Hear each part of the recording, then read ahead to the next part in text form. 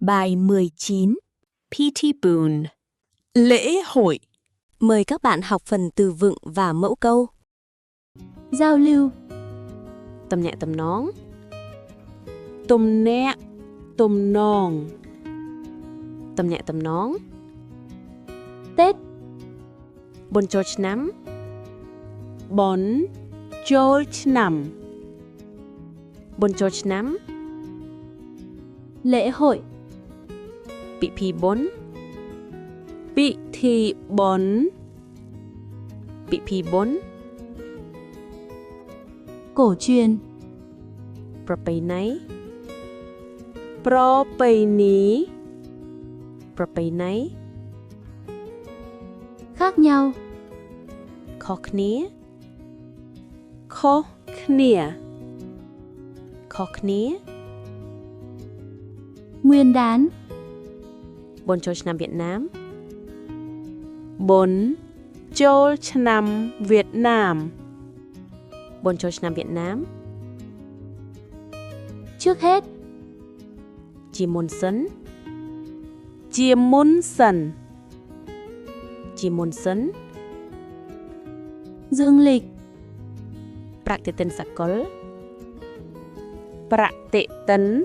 Sakol. Praktitin sakol. Âm lịch. Praktitin cantik ketik. Pra tệ tấn. Chan thệ cả tệ. Praktitin cantik ketik. Ăn Tết. Ọp ọឆ្នាំថ្មី Óp óឆ្នាំថ្មី Ọp ọឆ្នាំថ្មី Chùa. វត្ត វត្ត វត្ត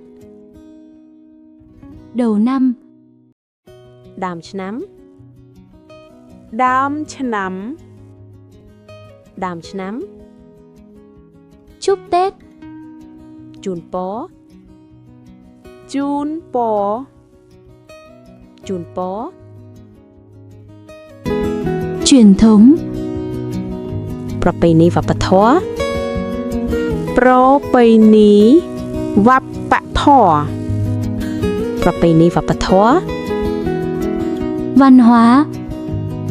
វប្បធម៌ វប្បធម៌ វប្បធម៌ Cầu may. សូមសំណាង សុំសំណាង សូមសំណាង Thú vị. គួរឲ្យចាប់អារម្មណ៍ គួរឲ្យចាប់អារម្មណ៍ គួរឲ្យចាប់អារម្មណ៍ Tham quan. ទស្សនា ទេសនា ទស្សនា Trải nghiệm. បទពិសោធន៍ បទពិសោធន៍ បទពិសោធន៍ Bạn biết không? អ្នកដឹងទេ អ្នកដឹងទេ អ្នកដឹងទេ Tết cổ truyền của người Khmer. បុណ្យប្រពៃណីរបស់ខ្មែរ បុណ្យប្រពៃណីរបស់ខ្មែរ បុណ្យប្រពៃណីរបស់ខ្មែរ Tết nguyên đán của người Việt.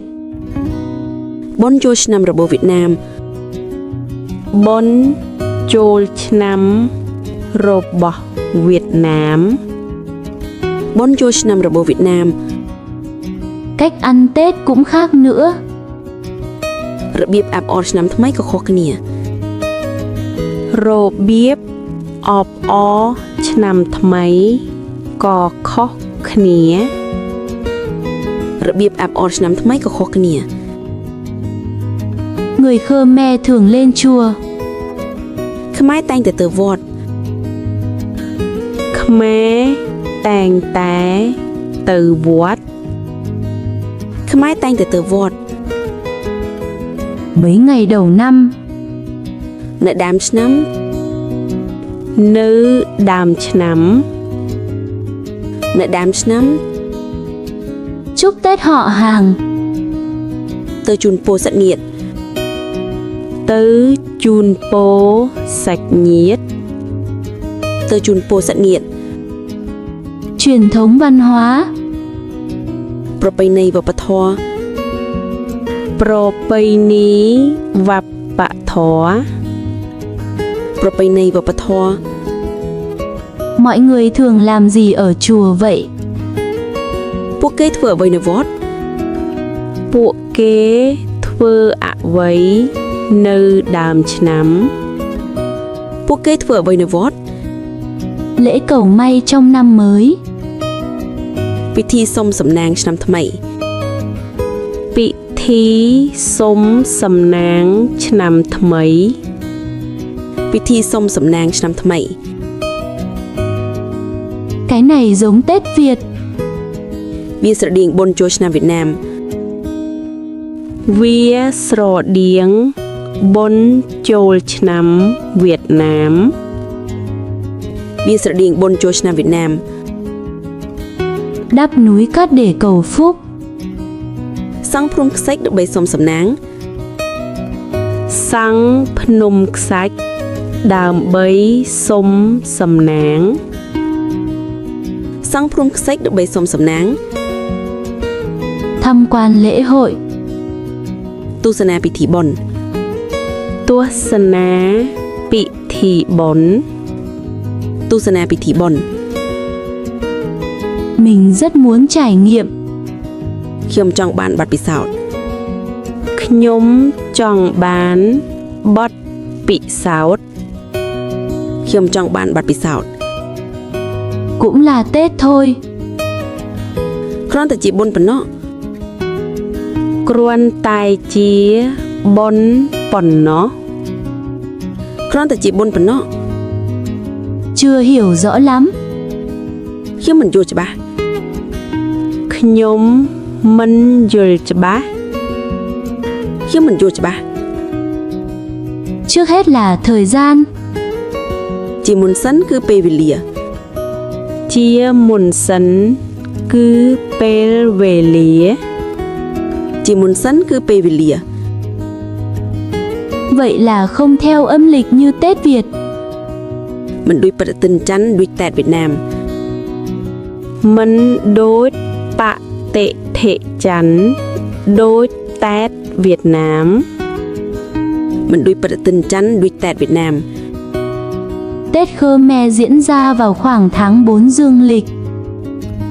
បុណ្យចូលឆ្នាំថ្មីនៅខែមេសា បុណ្យចូលឆ្នាំខ្មែរនៅខែមេ បុណ្យចូលឆ្នាំថ្មីនៅខែមេសា Người Việt thì chủ yếu ở nhà. វៀតណាមភាគច្រើននៅផ្ទះ វៀតណាមភាគច្រើននៅផ្ទះ វៀតណាមភាគច្រើននៅផ្ទះ